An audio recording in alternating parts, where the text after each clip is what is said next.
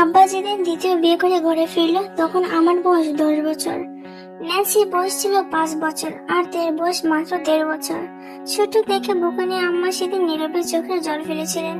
মুখে টু শব্দটি করেনি, প্রতিবাদ তো দূরের কথা। আর আমি সেদিন দরজার আড়াল থেকে আব্বার দ্বিতীয় বউয়ের মুখ দেখছিলাম।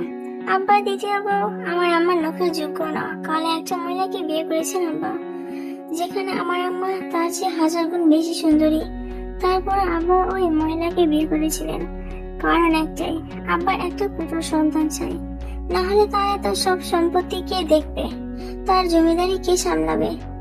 যেদিন তের জন্ম হলো সেদিন আব্বা বাড়িতে ফিরেনি, কিন্তু তার কাছে ঠিকই খবর পৌঁছেছিল যে তার মেয়ে হয়েছে। সেজন্য আব্বা রাগ করে বাড়িতে আসেননি। তার ঠিক 2 দিন পর আব্বা বাড়িতে এসেছিল, কিন্তু কার সাথে কোনো কথা বলেনি। পরপর 3টা মেয়ে জন্ম দেওয়ার জন্য আম্মাকে অনেক কথা শোনায় দাদি।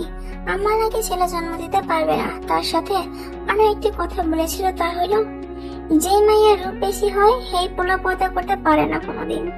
এই কথা শুনে সেদিন আমার অনেক কষ্ট হয়েছিল, কিন্তু আম্মা কিছু বলেনি, চুপচাপ নিজের কাজ করছিল। দেখে করে রাখতো ন্যান্সি, আর আমি স্কুল থেকে ফিরে এসে দেখে করে নিতাম। ও যখন ছোট ছোট হাত পাগুলো নাড়াতো আমার খুব ভালো লাগতো। আম্মা বলে আমার আর ন্যান্সির থেকেও তে বেশি সুন্দর। গালে একটু ছোঁয়া পড়তে ওর গাল দুটো লাল হয়ে যেত, মনে হতো রক্ত জমা বেড়ে গিয়েছে। সেই ভয়ে থেকে কোলে নিতাম না, যদি ব্যথা পাই। কিন্তু ন্যান্সি ছোট থেকে কোলে নেওয়ার জন্য সবসময় আঁকুপাকু করতো। তেকে কোলে নিয়ে বারান্দায় বসে বৃষ্টি দেখতো, আর আমি তার পাশে মোড়া পেতে বই নিয়ে বসে থাকতাম। তে যখন ছোট ছোট পা ফেলে হাঁটতো তখন দেখতে বেশ ভালো লাগতো, ঠিক মমের পুতুলের মতো। আমাদের দ্বিতীয় আম্মাকে দেখে আমি মুখ ফিরিয়ে নিই, কিন্তু ন্যান্সি আর তে তো বোঝে না, ছোট তো ওরা।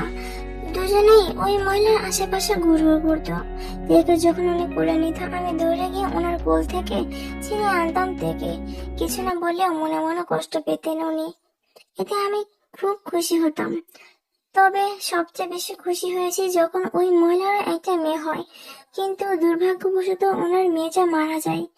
এরপর আর একটি মেয়ে জন্ম দেন, কিন্তু সেটাও মারা যায়। তারপর যখন আর পড়তে পারলো না তে, তার আগে ডাক পড়লো লিসা বেগমের। সাথে সাথে বিষাদের ছোঁয়া নেমে এলো তের মুখে। সবে মাত্র খাতাটা খুলে পড়তে বসেছিল সে, একটু পড়তে না পড়তে ডাকাডাকি শুরু হয়ে গিয়েছে। চোখ মুখ কুচকে সে পড়ার টেবিল থেকে উঠে দাঁড়ালো। শব্দ করে ছেলে চেয়ারটা কঞ্চিত দূরে সরে দিল। সিমেন্টের মোড়ান্তে আবরিত খাতাটা বন্ধ করে সযত্নে বই